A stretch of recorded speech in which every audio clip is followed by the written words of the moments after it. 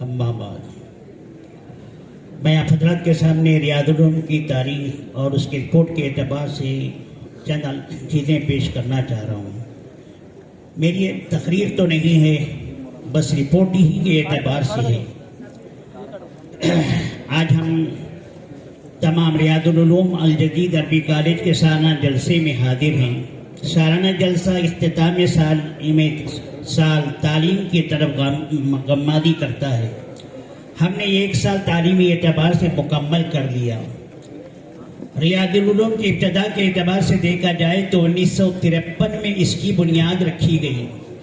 حضرت قاری محمد طیب صاحب رحمۃ اللہ علیہ سابق محتمم دارالعلوم دیوبند بھٹکل تشریف لے جا رہے تھے۔ یہاں پر قیام فرمایا تو حضرت سے درخواست کی گئی کہ کچھ وعظ و نصیحت فرمائیں۔ یہاں پر قادیانیت کا بول بالا ہے، لوگ قادیانی کی طرف مائل ہو رہے ہیں۔ انہیں یہ بھی نہیں معلوم کہ قادیانی کی ضالہ اور گمراہ فرقہ ہے جس کا تعلق اسلام سے کچھ بھی نہیں۔ قادیانی خارج از اسلام ہے۔ لوگ اپنی قادیانیت کی وجہ سے اس کی عیب اور نقصان نہیں جان رہے ہیں۔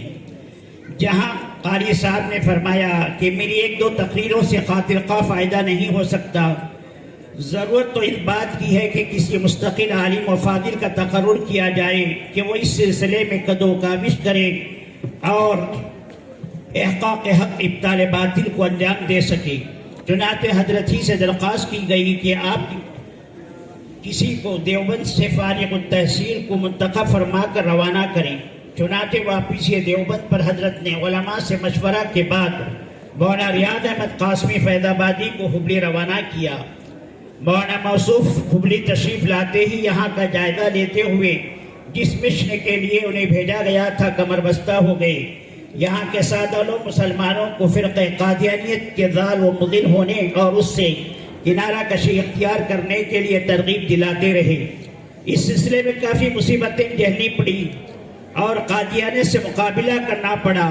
ننگڑ ضلع بیلگام، یادگیر، مرکیرا وغیرہ میں مناظرے کی تک نوبت آئی۔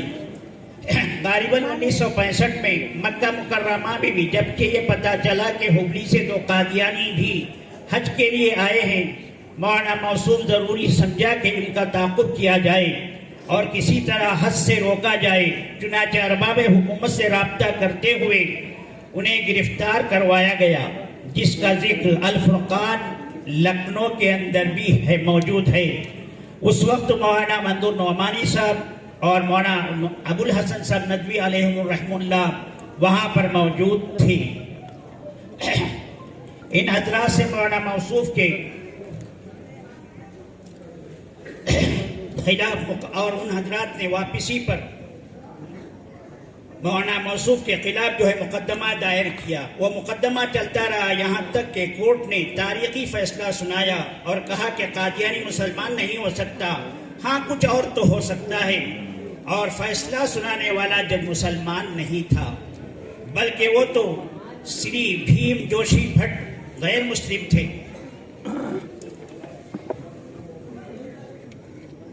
اور یہ بھی بات اتفاق کہ مولانا کی جانب سے مقدمے کی پیروی کرنے والے سینئر وکیل غیر مسلم کلکرنی تھے اور قادیانی کی طرف سے پیروی کرنے والے وکیل مسلمان تھے۔ یہ اور بات ہے کہ اپنی آخری دنوں میں انہوں نے توبہ کر لی۔ بہرحال ریاض العلوم کی بنیاد احقاق حق و ابطال باطل کے تمام کو انجام دینے اور اعلاء کلمت اللہ اور احیاء سنت کے مقصد سے رکھی گئی تھی۔ 1968 سے یہاں پر باقاعدہ کے ساتھ درس نظامی کا اجرا ہوا اور ابتدائی سالوں میں بندہ بھی یہیں پر تعلیم حاصل کیا ہے۔ یہاں پر تعلیم و تربیت کو ملحوظ رکھتے ہوئے خیرکم من تعلم القرآن وعلمہ پر عمل و پیرا رہے۔ اس بات کی پوری کوشش رہی کہ طالب علم اپنے اندر رسوخ علم پیدا کرے۔ اللہ تعالیٰ نے ہر بندے میں استعداد و صلاحیت تو رکھی ہے، ضرورت اس بات کی ہے کہ اس کو اجاگر کیا جائے۔ کوئی بچہ پیدا ہوتا ہے تو پڑھ کر پیدا نہیں ہوتا، بلکہ دنیا میں آنے کے بعد ہی بچہ سیکھتا ہے۔ چنانچہ اللہ تعالیٰ نے آپ صلی اللہ علیہ وسلم سے ارشاد فرمایا، وَأَنزَلَ اللَّهُ عَلَيْكَ الْكِتَابَ وَالْحِكْمَةَ وعلمك ما لم تكن تعلم وكان فضل الله عليك عظيما. حضور صلی اللہ علیہ وسلم دنیا میں آنے کے بعد تاج نبوت سے سرفراز کیے گئے. علم و حکمت کی جو ہے سے ان کو نوازا گیا. یہ نہیں کہ ابتدا ہی سے. یہ اور بات ہے کہ حضور اکرم صلی اللہ علیہ وسلم کو نبوت آپ کے دنیا میں آنے سے پہلے ہی عطا کی گئی تھی، لیکن اظہار نبوت دنیا میں آنے کے بعد ہی ہوا. مدارس عربیہ بھی یہی چیز مدارس عربیہ میں بھی یہی چیز ہوتی ہے. اس بات کی مکمل کوشش ہوتی رہی ہے کہ طالب علم جب مدرسے میں داخلہ لیتا ہے تو پوری دل جمعی کے ساتھ علم حاصل کرے اور باطل فرقے اسلام پر یلغار کرنے والوں کا سد باب کر سکے اور ان کے بیجا اعتراض کا مکمل اعتبار سے جواب دیا جا سکے. اسلام کی تبلیغ کے دو طریقے نہایت ہی کارآمد اور مجرب ہیں. چنانچہ ہمارے یہاں اس سلسلے میں انجمن سنہ کے ذریعے اس پر عمل پیرا ہو رہا ہے. ہر ہفتے جمعرات کے دن اس کی مشق کرائی جاتی ہے. لسانی اعتبار سے تقریر اور تحریری اعتبار سے مضامین بھی لکھے جاتے ہیں تاکہ بچوں کے اندر صلاحیت پوری طرح پیدا ہو اور جو استعداد موجود ہے وہ اجاگر ہوتی رہے. اس سال ہمارے یہاں 7 بچوں کی دستار بندی ہو چکی ہے جس کو آپ نے نظارہ کیا. انجمن کے طلباء نے اپنے ہفتہ واری سلسلے میں جو انہوں نے تقریریں کی، جس انداز میں تقریریں ہوتی رہی اس کا مظاہرہ بھی آپ حضرات کے سامنے ہوتا رہا. ہمارے یہاں تقاریر کے اعتبار سے طلباء کو صرف بندے ہوئے مضمونوں کے ساتھ جو ہے تقریر کرنے کی اجازت نہیں، بلکہ حالات کا مقابلہ کرنے کی استعداد پیدا ہو، اس کی جو ہے کوشش ہو. اس بات میں بچوں کو تیار کیا جاتا ہے. ہمارے اس سال دریات عربی پنجم تک رہی. انشاءاللہ آئندہ سال آگے بڑھایا جائے گا. آئندہ سال سے اعدادی اعتبار سے 10ویں پاس طلباء کے داخلہ لینے کے لیے 6 سالہ کورس رکھا گیا ہے. امید ہے وہ بچے جو عصری تعلیم 10ویں تک حاصل کیے ہیں وہ اس میں داخلہ لے سکتے ہیں. مدرسے کی تعمیر کا سلسلہ جاری ہے جو آپ حضرات کے سامنے موجود ہے. بہت کچھ باقی ہے. اب تک کروڑوں روپے صرف کیے جا چکے ہیں. اصحاب خیر و سخا کو اس کی طرف توجہ دینے کی ضرورت ہے. محتمم مدرسے ہادہ مولانا احمد سراج قاسمی عمری چاہتے ہیں کہ یہاں تعلیم و تربیت جہاں نمایاں رہے وہی تعمیرات بھی نمایاں رہے کہ طلباء کو رہنے کے اعتبار سے کسی قسم کی تکلیف کا سامنا نہ کرنا پڑے. اس بات کے لیے ہر روز وہ فکر مند اور کوشاں رہتے ہیں. اللہ تبارک تعالیٰ اس کو پائے تکمیل تک پہنچا دے.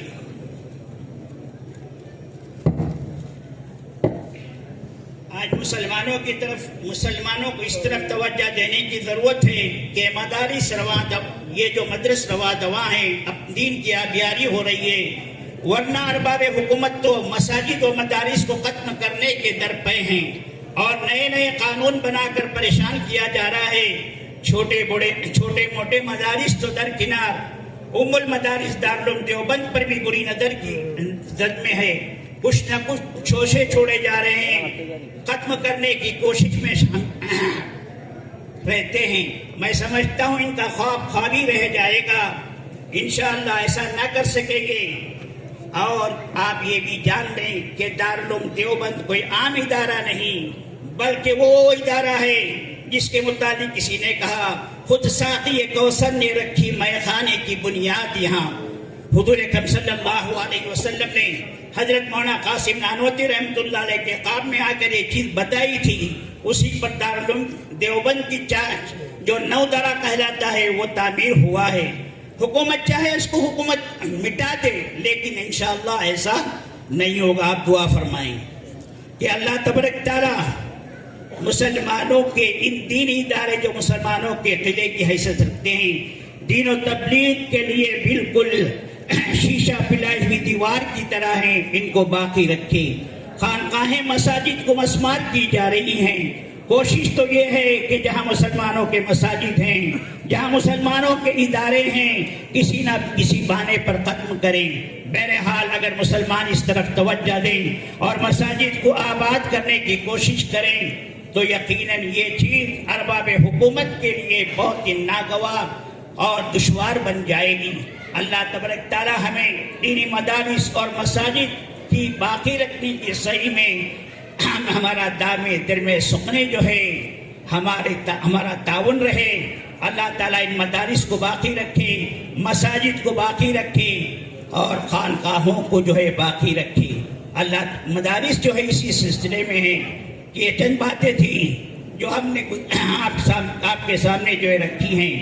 بہرحال ریاض العلوم تعمیری اعتبار سے، ریاض العلوم تعلیمی اعتبار سے، ریاض العلوم تربیت اعتبار سے اپنی نمایاں خدمات انجام دے رہا ہے۔ اللہ تبارک تعالیٰ اس کو قبول فرمائے۔ آخر میں ان تمام اساتذہ حضرات کا بھی شکر گزار رہوں گا جنہوں نے اپنے اوقات کو مدرسے کے طلباء کے لیے صرف کیا، مدرسے کے طلباء کو تعلیم سے آراستہ کیا، ان کے اخلاق و کردار کو بلند کرنے کی پوری کوشش کی۔ اللہ تعالیٰ اس کو قبول فرمائے۔ ہمیں جو ہے مولانا احمد سراج صاحب محتمم دارالمعہدہ کی بھی جو ہے کا شکر گزار ہوں کہ اللہ تبارک تعالیٰ نے ان کے اندر یہ صلاحیت اور استعداد رکھی ہے کہ کسی نظام کو کس طرح لیا جا سکتا ہے، کس طرح لے کر چلا جا سکتا ہے، اس کی مثال آپ کے سامنے بار بار ہوتی رہتی ہے۔ اللہ تبارک تعالیٰ ان کی کوششوں کو، ان کی فکروں کو کامیاب بنائے، عمر کے اندر درازی عطا فرمائے۔ یہ بات اتنی کہتے ہوئے میں اپنی بات کو ختم کرتا ہوں۔ والسلام۔